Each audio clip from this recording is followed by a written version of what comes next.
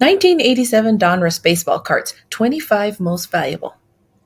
In the spring of 1987, collectors hoping to complete all that year's baseball card sets were confronted with a stark reality.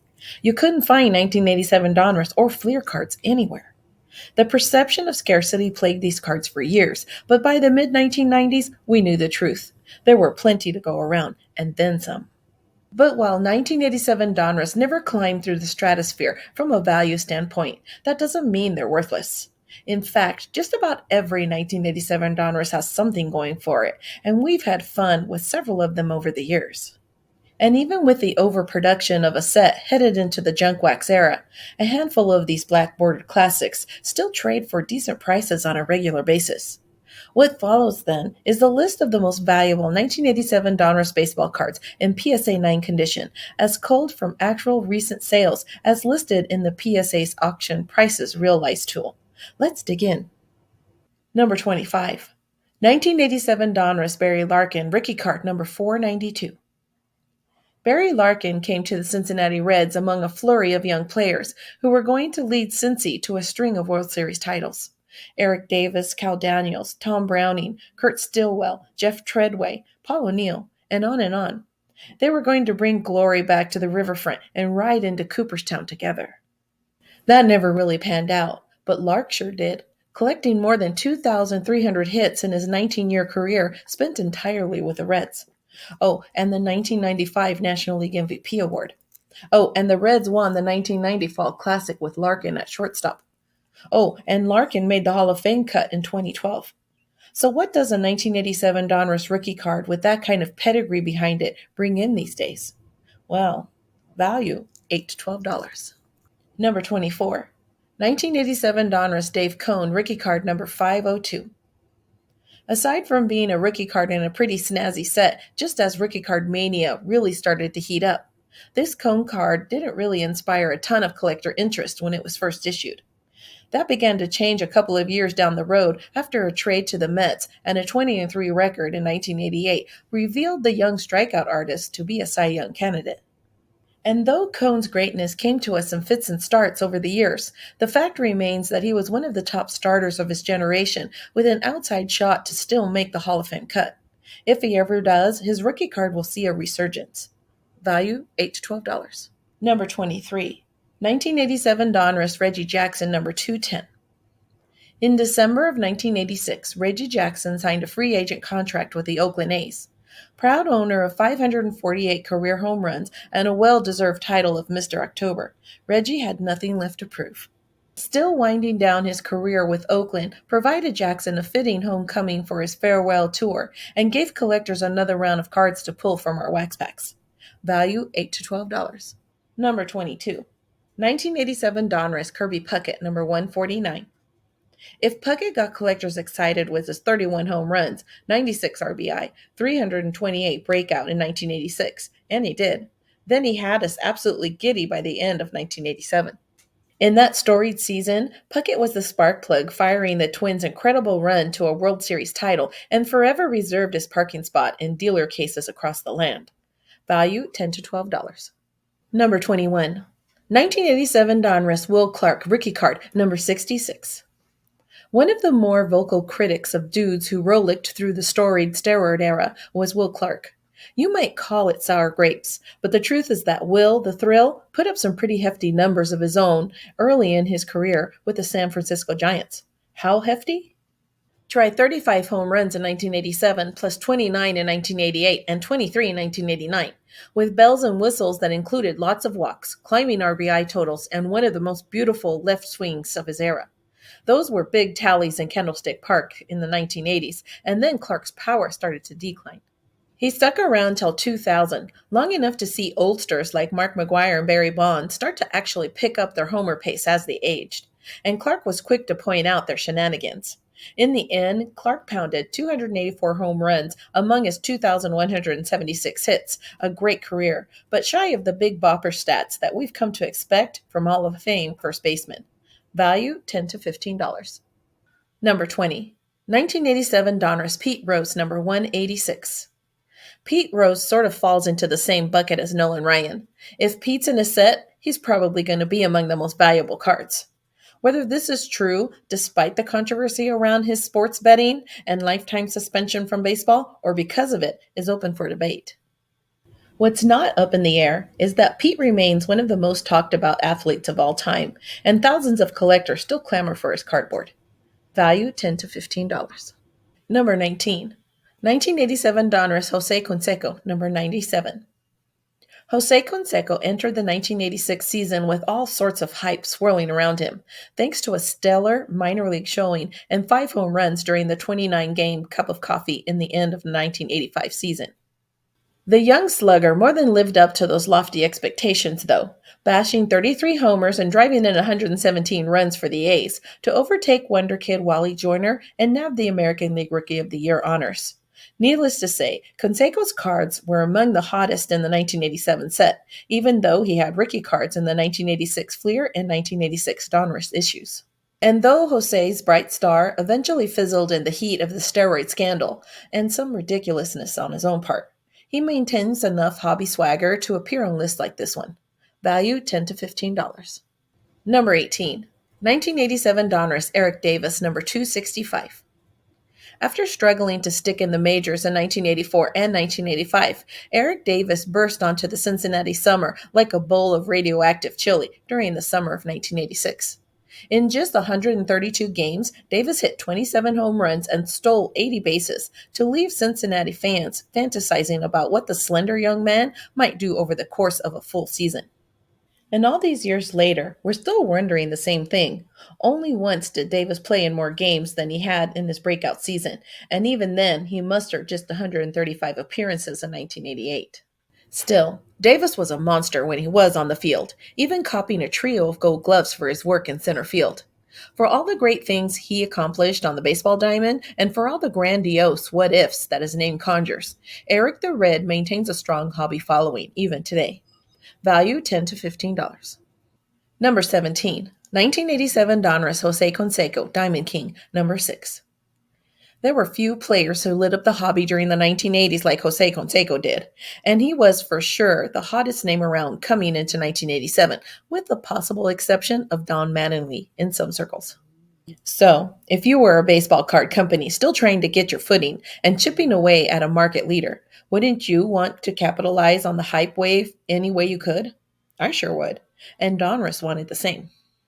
For Big D, part of Any Way You Could included the stellar paintings of Dick Pettis, so of course they included Jose as one of their Diamond Kings. This one still feels special today, even after the sluggers fall from grace. Value $10 to $15. Number 16. 1987 Donruss Wade Boggs, number 252. Boggs won his third batting title in 4 seasons in 1986, hitting a fairly outrageous 357, while also drawing a majors-leading 105 walks. In 1987, Chicken Man joined the Power Brigade, smashing a career-high 24 dingers and driving in 89 runs, while still managing to raise his average to 363 to cop yet another crown. So yeah, Wade Boggs was popular with collectors. Still is. You'll regularly find his cards from his prime, like this black bordered beauty, on lists like this one. Value $10 to $15. Number 15. 1987 Donruss George Brett, number 54. After leading the Royals to a World Series title in 1985, George Brett found himself worse for the wear of that 155-game season, topped off by the long October. To wit, he managed just 24 and 115 appearances in 1986 and 1987, respectively, and his batting average slipped to 290 both years. Not that it mattered a bit to collectors, though, as Mullet had long since established himself as a hobby icon, and even then new cards like this 1987 Donruss were popular pulls. Still are. Value $10 to $15. Number 14. 1987 Donruss Mike Schmidt, number 139. After a few years of being merely a great all-star type player following his back-to-back MVP seasons in 1980 and 1981, 36-year-old Mike Schmidt cranked up his game again in 1986. That summer, he led the National League with 37 home runs and 119 RBI, and that fall, he collected his third MVP award. He followed up with 35 taters in 1987, more than enough to keep his cards in the nice pull category all season long, and for decades on end.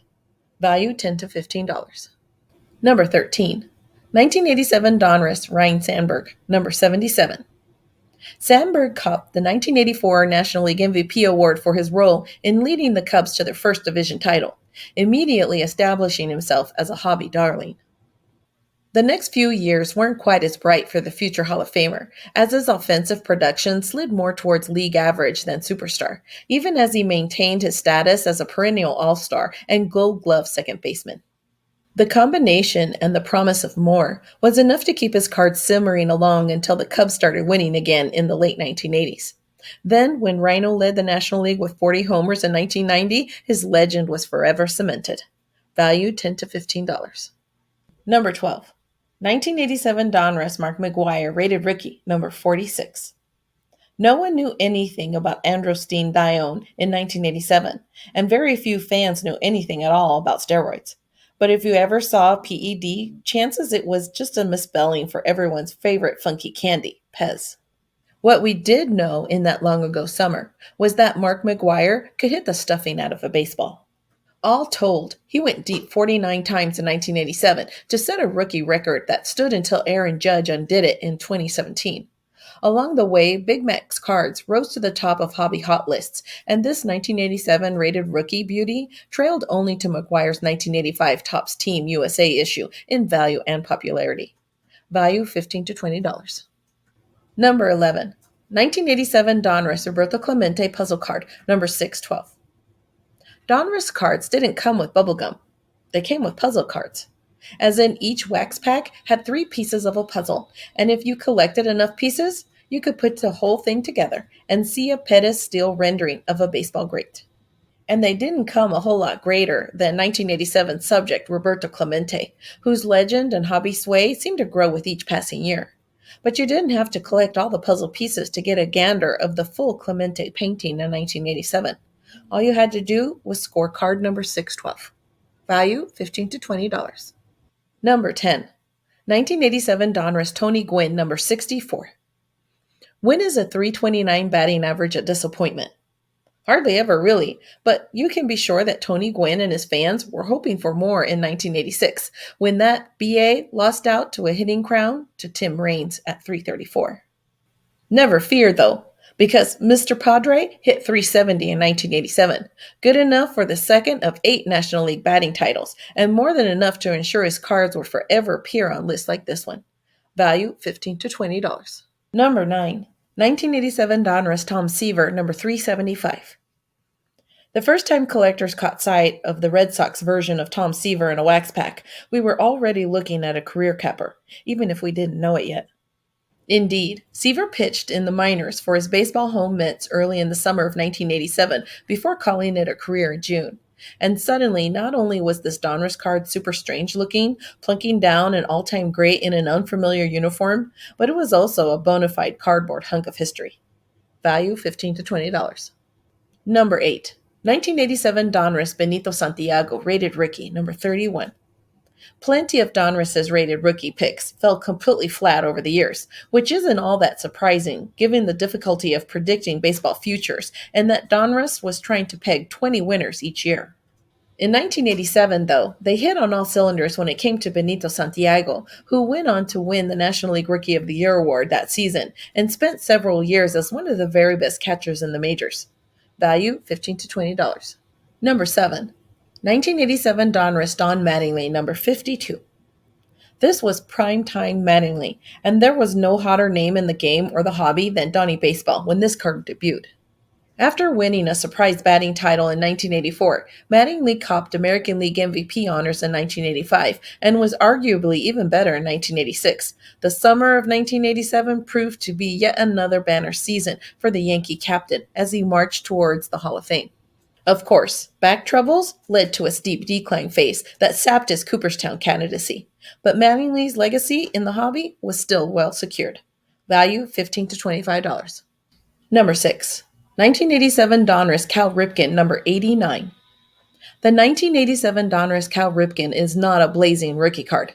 It's not from an important year, such as an MVP campaign, or the year Ripken broke Lou Gehrig's consecutive games played streak. All this card is a mid-career card of a gosh darn living legend and one of the greatest players of all time. Value $20 to $25. Number 5. 1987 Donruss Barry Bonds rookie card, number 361. Yeah, you knew Barry Bonds would make this list, right? Look, you've heard it all before, but Bonds did stuff in the 2000s that were pretty much unfathomable, and still are. Right, I know, PEDs, and you've heard this before too. Bonds was a Hall of Famer before he ever took aim at Roger Maris, Mark McGwire, Sammy Sosa, Babe Ruth, and ultimately Hank Aaron. Bonds' first Donruss card was in the rookies from 1986, but this one is his base rookie card. Value $20 to $25. Number 4. 1987 Donruss Rickey Henderson, number 228. Henderson was already the premier speed burner and leadoff hitter in the game by the mid-1980s, but he added a power element to his game once he settled into the Yankees lineup. And that is where we find the man of steel on this card. Fresh off a new career high in home runs, 28, a total he matched in 1990, yet still a threat to swipe 100 bases in any given season. No wonder this card, and pretty much every other Rickey, stands near the top of the value heap. Value $20 to $25. Number 3. 1987 Donruss Nolan Ryan, number 138. When Nolan Ryan appears in a baseball card set issued pretty much any time from 1968 through the mid-1990s, you can bet he's going to make the list of the most valuable cards in that set. This 1987 Donruss card, issued during Ryan's last year with the Houston Astros, is no exception. Though he turned 40 that year and plenty of folks had written him off, the Ryan Express had plenty of gas left in his tank. Value $20 to $30. Number 2. 1987 Donruss Greg Maddux rookie card, number 36. Greg Maddux looked like Ferris Bueller with a mascara mustache, or maybe your local pizza delivery boy on his 1987 Donruss rated rookie card.